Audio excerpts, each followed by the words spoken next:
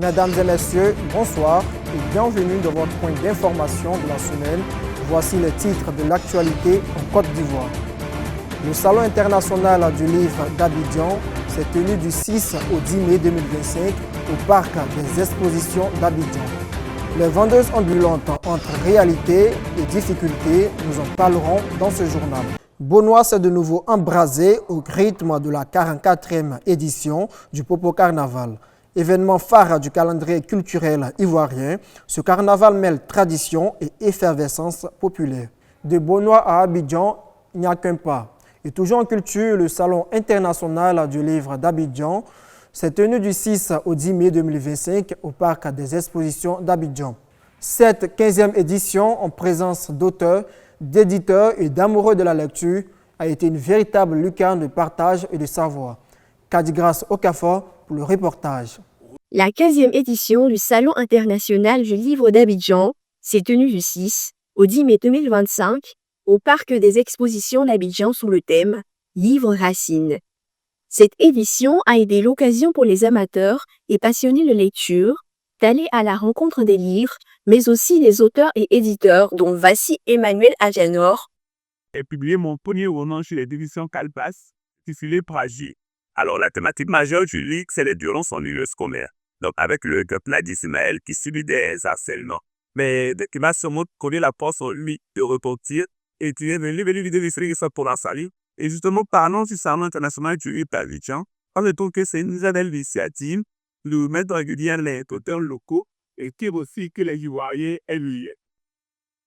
De la littérature jeunesse à la romance, en passant par de l'histoire et même les ouvrages scientifiques, il y en a pour tout le monde. Des adultes aux plus jeunes qui ne manquent pas ce rendez-vous annuel du livre.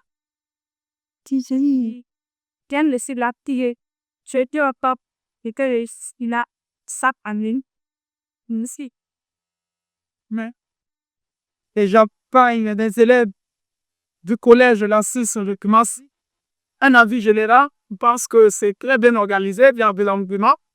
Et c'est ce que nous cherchons.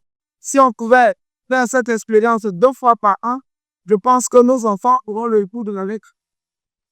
Le SIA 2025 s'est achevé ce samedi, mais la dynamique est lancée.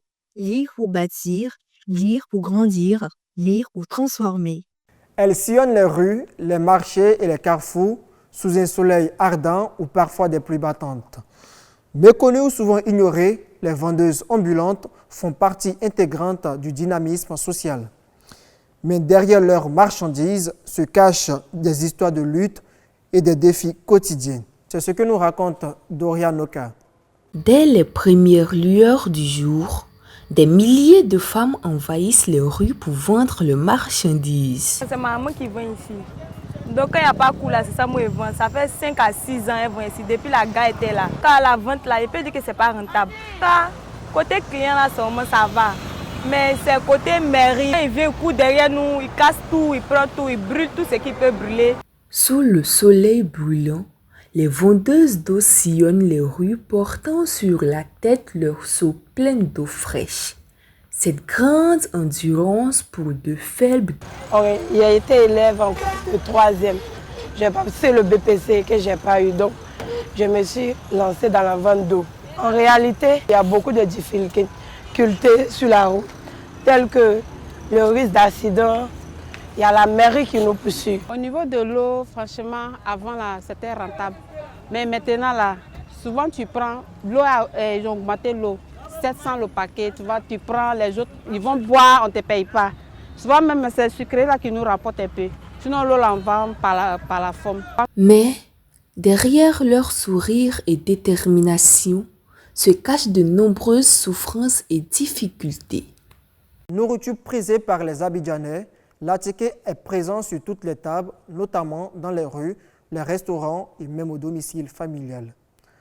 Ancré dans le quotidien des Abidjanais, l'attiqué s'est peu à peu imposé comme une tradition culinaire. Bérénice Kwasi, notre reporter du jour, nous en dira davantage. L'attiqué, inscrit au patrimoine culturel de l'UNESCO, est une semoule faite à base de manioc qui se consomme avec divers accompagnements. L'un des appréciés est le populaire garba, Composé principalement du poisson thon pour son goût et son prix abordable, comme l'explique cet élève. Le corps d'abord est bien situé, et puis il y a le bon poisson, et puis c'est un peu moins cher. Pendant que certains préfèrent le garba, d'autres quant à eux apprécient la touche féminine de l'attiéké. Cette fois avec d'autres variétés de poissons et des compositions différentes. C'est ce qu'on appelle l'attiéké de femme.